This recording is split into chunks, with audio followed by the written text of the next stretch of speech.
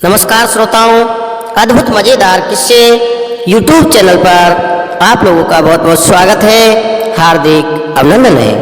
आज हम आप लोगों के लिए लेकर आए हैं नागलोक के राजा वासिक और राजा परीक्षित की कहानी का भाग 5। श्रोताओं, भाग 4 में आपने देखा कि राजा वासिक को अपनी पुत्री निहाल दे के जीवित होने का पता लग जाता है और अपनी पुत्री को महल में बुला लेते हैं। तो श्रोताओं, अब भाग 5 में देखिए, नागलोक में सारी स्वागत क्रियाएं संपन्न होने के बाद राजा वासिक राजकुमारी निहाल दे के सामने एक भिक्षुक की भांति धरती पर बैठ गई और हाथ जोड़कर कहने लगे, पुत्री, अनजाने में हमसे बड़ी गलती हुई है जिसकी हमें बहुत भयंकर सजा मिल रही है।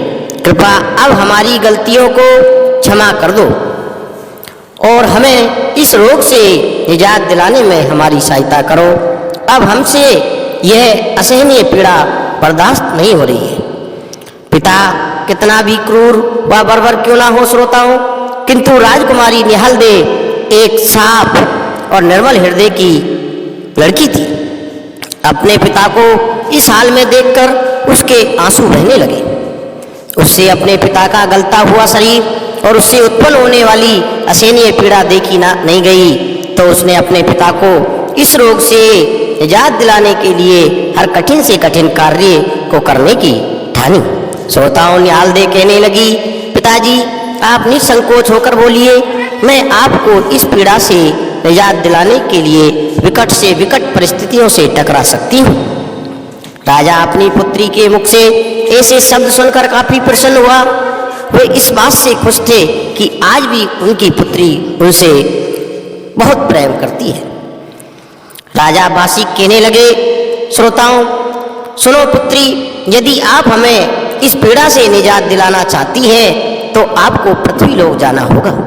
जहाँ एक झालरा नामक कुआं है, वहाँ से एक पानी की मटकी लाकर हमें नहला दो तो हमारी सारी पीड़ा समाप्त हो जाएगी।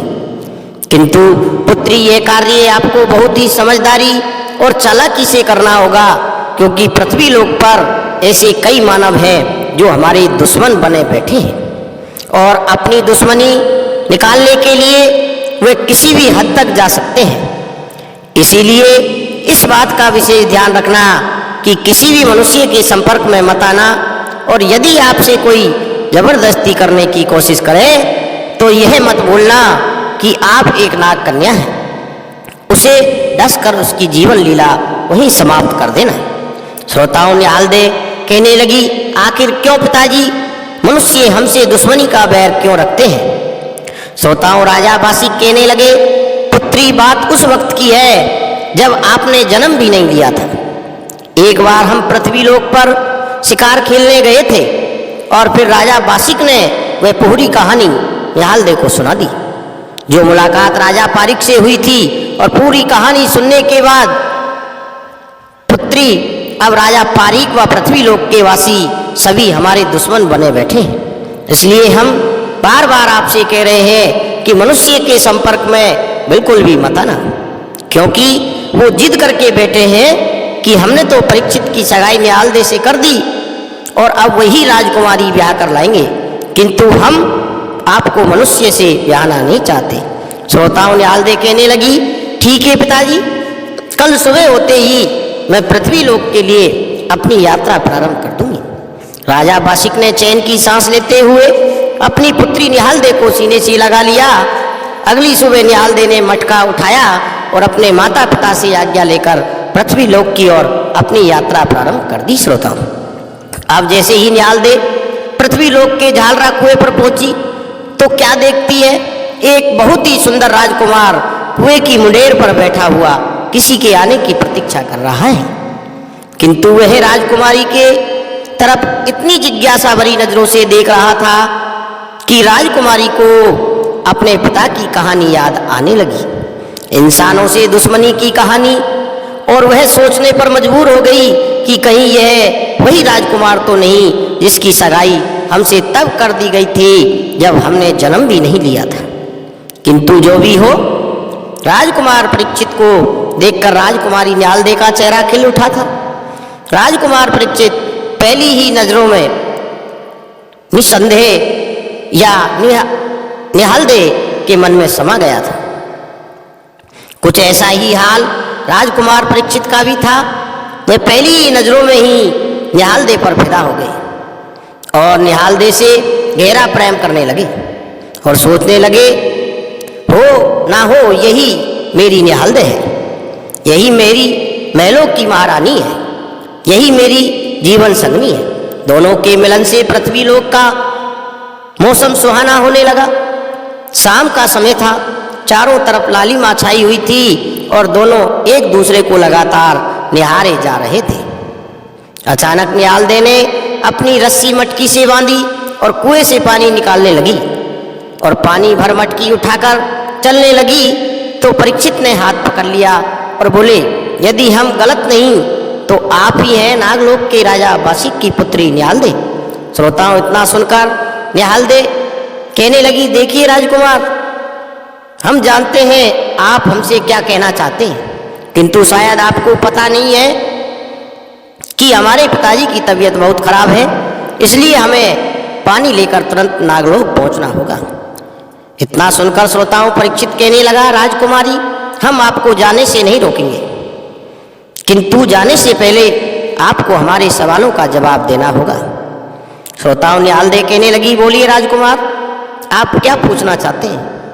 परीक्षित कहने लगा, आखिर आपके पिता ने हमारे पिता से वादा खिलाफी क्यों की? आखिर उन्होंने ऐसे वादे क्यों किए जो उन्हें तोड़ने ही थे? राजा बासिक को ऐसा क्यों लगता है कि पृथ्वी लोक पर अपनी पुत्री ब्याहने से उनका मस्तिष्क नीचे झुकेगा? हम नहीं जानते आपके पिताजी ने हमारे साथ वादा खिलाफी क्यों की, किंतु हम अपनी बात पर अड़िग हैं और हम पृथ्वी लोक के लोगों को यह कहने का मौका भी नहीं देंगे कि राजा पारीक व राजकुमार परीक्षित नागलोक से डर गए, इसीलिए राजकुमारी निहालदे को ब्याह ना सके। इसीलिए राजकुमारी कृपा हमारे साथ चलने का निर्णय लें, हम आपको पलकों पर बैठा कर रखेंगे। श्रोताओं, राजकुमार परीक्षित की बातें सुन राजकुमारी निहालदे को अपनी बचपन की कहानी याद आने लगी थी। उसकी आंखों से आंसू बहने लगे और बोली, राजकुमार, हम मजबूर हैं, हम कर भी क्या सकते हैं? आप तो जानते हैं, चाहे नागलोक हो या पृथ्वी लोक, हमें फैसले लेने का कोई अधिकार नहीं, क्योंकि हम एक कन्या हैं और हमारी तो जान भी बड़ी मुश्किल से बची थी, नहीं तो हम कब के मर चुके होते अगर हमारी माँ को हम पर दया ना आई होती। श्रोताओं परीक्षित कहने लगा, राजकुमारी, इसीलिए तो हम कह रहे हैं आप हमारे साथ चलिए, हम आपको वे सभी अधिकार देंगे जो नागलोक ने आपसे छीने हैं। श्रोताओं निहालदे कहने लगी, किंतु राजकुमार, अभी मुझे नागलोक जाना ही होगा, क्योंकि मैं अपने पिता से वादा करके आई हूँ कि चाहे कुछ भी हो जाए मैं उन्हें इस पीड़ा से निजात दिलाकर ही रहूँगी। अब मैं भी अपने पिता की तरह उनसे वादा खिलाफी नहीं करना चाहती जो उन्होंने आपके साथ की है, किंतु मैं आपसे वादा करती हूँ अपने पिताजी को रोग से निजात दिलाकर मैं आपके पास वापस जरूर लौटूंगी।